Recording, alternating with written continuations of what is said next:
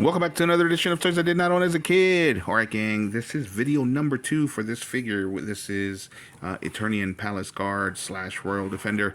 We all know this is actually Man-at-Arms. So we've already taken a look at him as the Palace Guard with the design that they gave him for the animated series.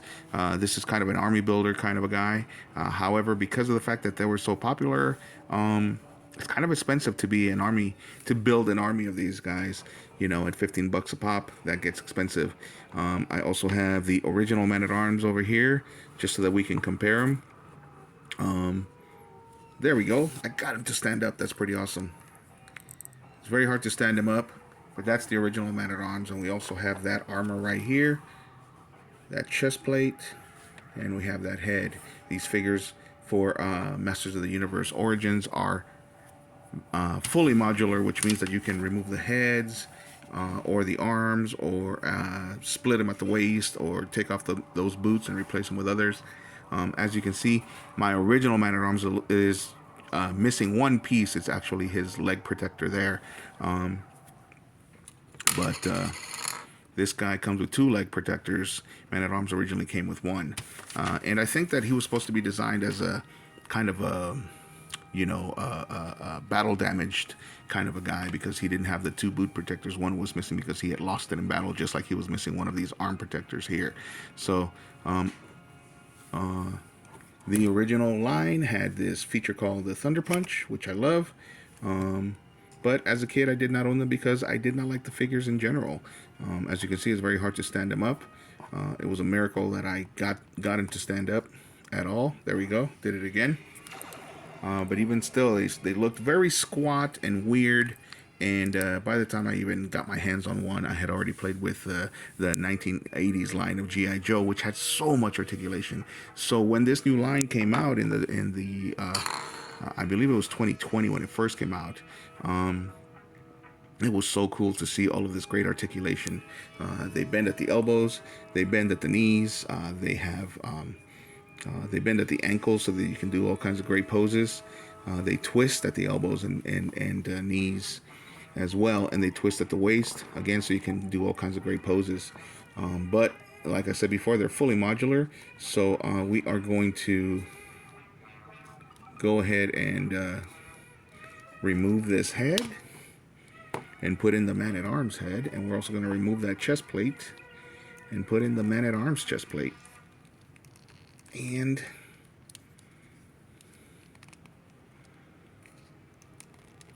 sometimes that original, that first popping of the head in there is very hard. Feels like it's in there. It's not coming back off. So there we go. And as we all know, anybody who watched the cartoon from the early 80s knows that Man-at-Arms, they gave him a mustache in that series, because it wouldn't be the 80s if you didn't have at least one character with a sexy mustache. You can thank Burt Reynolds and Tom Selleck for that. Anybody, the main character hardly ever had it, but you always had to have a manly figure with a manly mustache, especially when it came to a toy line for boys or geared towards boys. And just like in the originals, this is very hard to take off. There we go. Which they did on purpose, of course. I think in the originals, this was one of the features that you could take off these things and they could share them. Because in the comic, for example, the mini comic that came with the toys, He-Man's superpowers were actually given to him by his weaponry. The harness that he wore was the one that was supposed to give him his super strength, and all of his weapons had some kind of magical power. So, you know what? We're gonna do it the easy way. We're just gonna take off the arms and put the chest plate on. Oh, I'm putting it on upside down. Thought it felt a little awkward.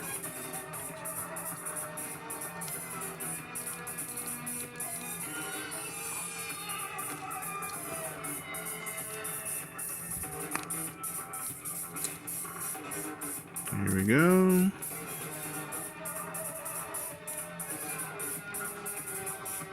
There it is. And of course, if we want to make him look exactly like Man-at-Arms did, we can just take off these guys.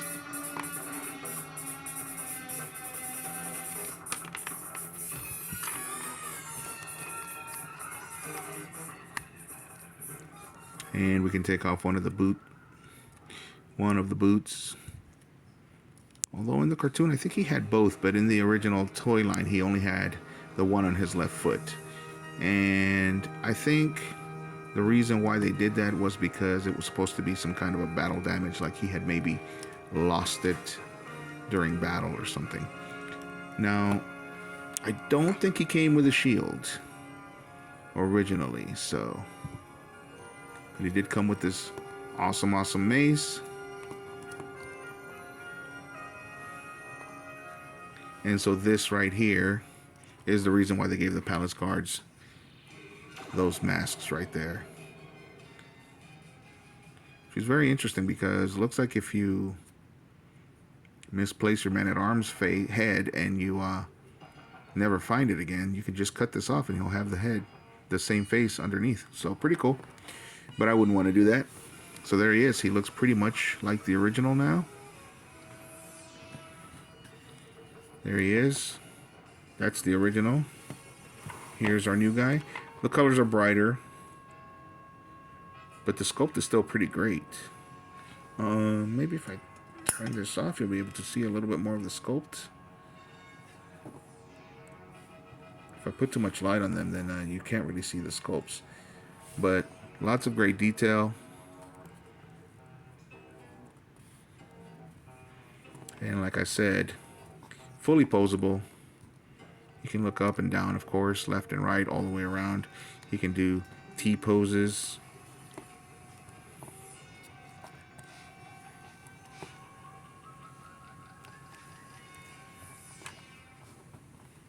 You can give him an ominous about to attack kind of a pose.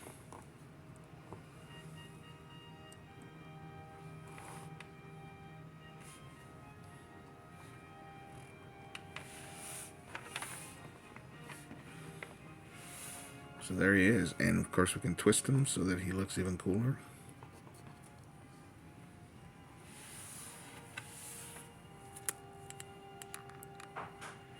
Alright, there he is, gang.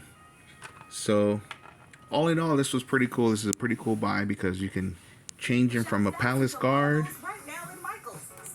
You can change him from a palace guard to Man-at-Arms himself.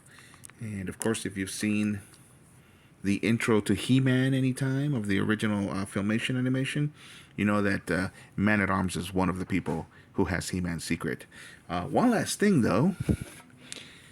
I know nobody wants a 10-minute video, but I also have a Sky Sled here. And in the cartoon, Man-at-Arms was the one that was responsible for designing the Sky Sled. Pretty much all of the weaponry, all of the vehicles, for the good guys anyway. So, cool thing about these guys is that now, the originals didn't come with these little guys for the pegs. And you can put Duncan.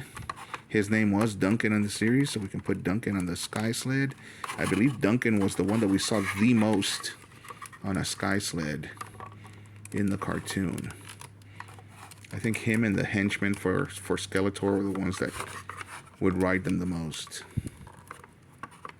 I don't remember if Skeletor was ever seen riding a Sky Sled, and I wish that they had another kind of a fist for his other hand, but there he is, riding the Sky Sled. I love seeing this.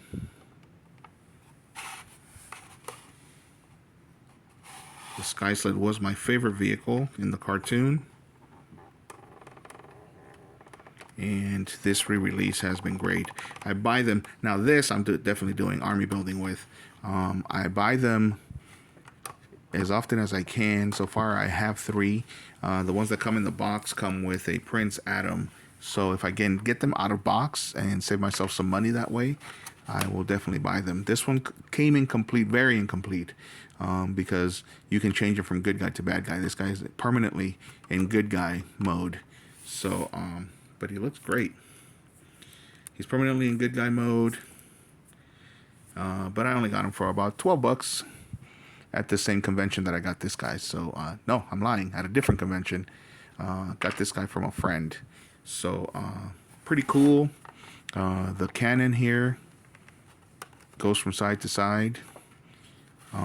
It's a great sculpt again, and it comes with this great stand, which if you think about it, is a great play feature too, because you can hold it like this, very much like you used to hold like a Captain Power vehicle or something like that, and then you can fly them around, and then you can just display them like this.